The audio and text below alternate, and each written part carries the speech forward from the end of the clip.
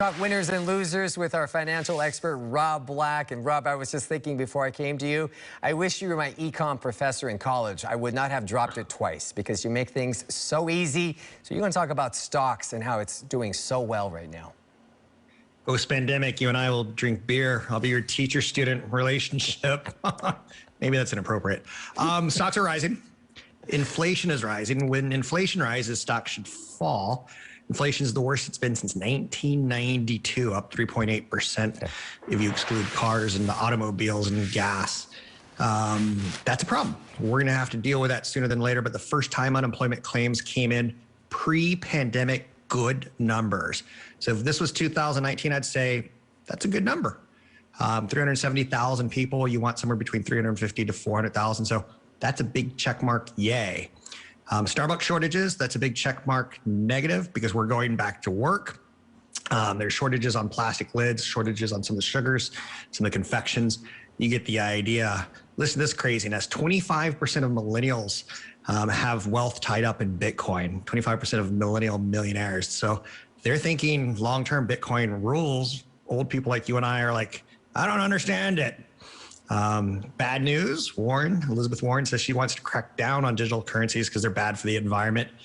And Mark Zuckerberg well said, you and I, as well as he and his employees at Facebook, should work at home more next year, in large part to spend time with our families. You look like you're very comfortable at home. I'm sure a lot of people, we just did a story, Rob, about half the people, if they were forced to come back to the workplace, they would quit. So I think that's the wave of the future. Talking about going back to school or back to the future, so to speak, you were talking about back to school spending pre-pandemic levels.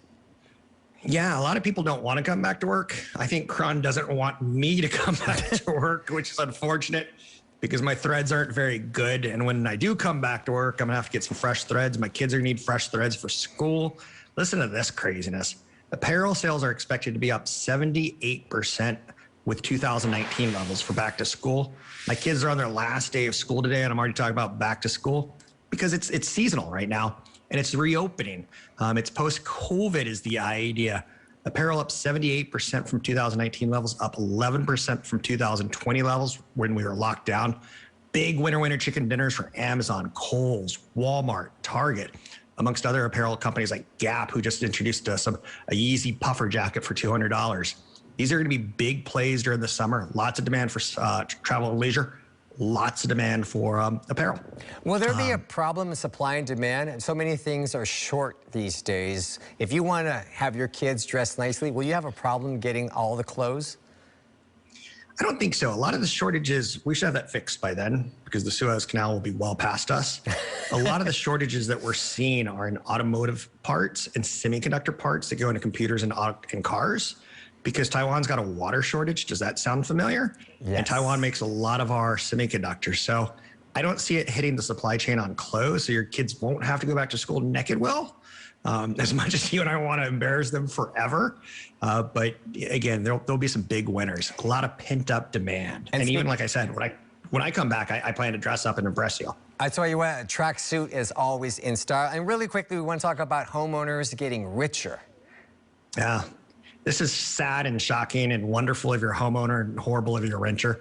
If you had a mortgage, you're up about, not you, but the whole mortgage market's up about $2 trillion in value in the first 3 months of this year.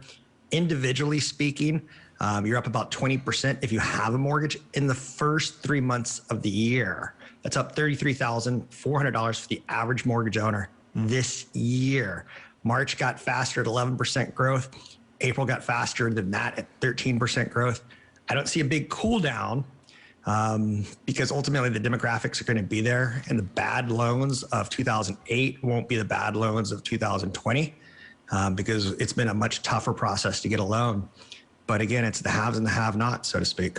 Thank you so much, Rob, for joining us. I always feel like my IQ jumps about 5 points after talking to you. I want to be as rich as you. You're my hero. Thank you, Rob. If you have any questions that you want Rob to tackle, all you have to do is, there's on your screen, there's Rob at robblack.com, there's Rob Black Show, and Cron Rob Black. So 3 places you can go to have some questions for our man, Rob. We'll be